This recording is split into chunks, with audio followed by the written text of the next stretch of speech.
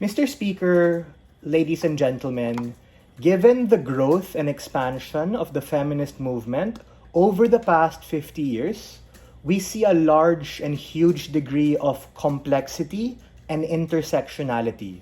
That is to say, that uniquely, because of their particular stances, like being against the LGBT, against abortion, and against same-sex parenting, this backtracks the progress we've already made and seeks to be able to stifle our ability to make even more progress. Because we've already broken through multiple glass ceilings and status quo with the advent of multiple strands of feminism and even postmodern feminism, that we want to expand these definitions of what it means and not inhibit it.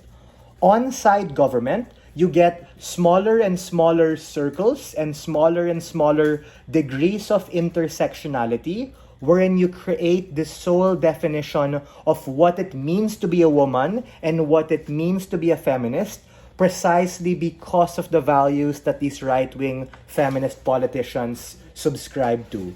Make no mistake, right? This debate is not just about, or it's not about left or right ideology being good or bad, but about the degrees of intersectionality. What does that mean, right? Think about a Venn diagram and multiple circles and how we have a lot of definitions of what it truly means. That is to say, the Overton window of political ideology and sensitivity, whether you're a radical, whether you're a moderate, or whether you're conservative, is uniquely what we want to be able to expand as the feminist movement and be able to particularly cater to. The concern here is that conservative right-wing politicians stifle this discourse and try to limit this definition precisely through the policies that they want to be able to forward. I have a couple of strategic observations of top half, which kind of serve as rebuttals as well, but more on that in my extension later on. Number one, there is a degree of outcome dependency on side-opening government. Meaning, they say, at some point, they're gonna have to cater to liberals or cater to the moderates. But we think that's a huge assertion and tension in their case, insofar as the political reality we see is so far from that reality.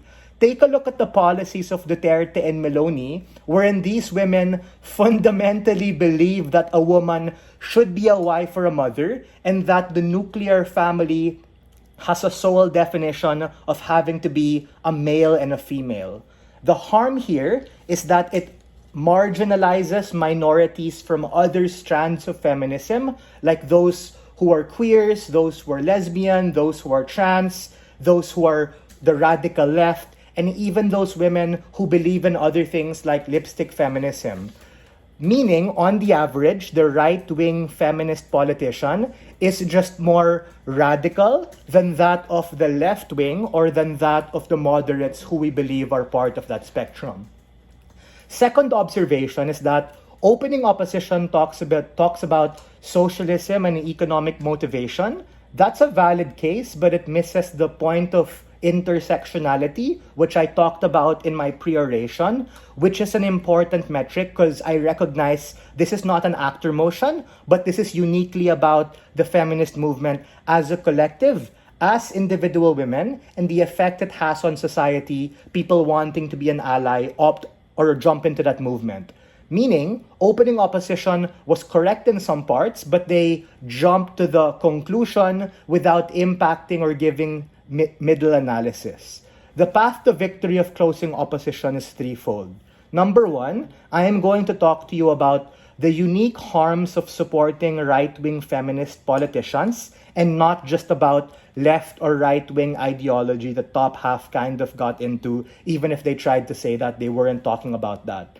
Number two, I am going to give you the comparative and counterfactual of what not supporting looks like and how exactly supporting left-wing or moderates is the way to go, and how we're able to be better for our side and get a degree of solvency. And thirdly, I'm going to talk about the effects on the feminist movement as a collective, individual women, and society at large. First layer of analysis here is simple. How does supporting the right-wing feminist politicians stifle the progress we've already made and shrinks the degrees of intersectionality we have in status quo, wherein they seek to define what it means to be a woman or what it means to be a feminist as a part of that group? The layer of analysis here is simple. Right-wing values in principle and in and of itself are more restrictive than that of left-wing ideology, because society has already evolved to the point that we already recognize that all women do have a right to bodily autonomy, and that regardless of who you are or where you come from, it's your right to be able to decide whether you get an abortion or not, whether you subscribe to the Kool-Aid of what a nuclear family is or not, or even in terms of being able to understand the lens of inclusivity for queers and other trans individuals who also are a part of the feminist movement. Sure, opening opposition might have said this in a one-liner, but uniquely the analysis here is a principled push of how, if you take a look at the policies they have in status quo, it is so far from that. The harm with the strongman persona and narrative that Gov talks about is that you actually radicalize the definition of conservatism and shrink that Overton window when it shifts to the far right. Yes, liberals can also be radical, but we can have better discourse and expand that Overton window wherein all women, regardless of who you are or where you come from, are a part of that and are able to exercise agency and make an informed decision. What do we mean by not supporting something opening didn't talk about? Hard and soft ways, meaning we won't vote for them and we won't forward these ideologies that seek to stifle a woman's ability, regardless of who you are, to be able to define yourself.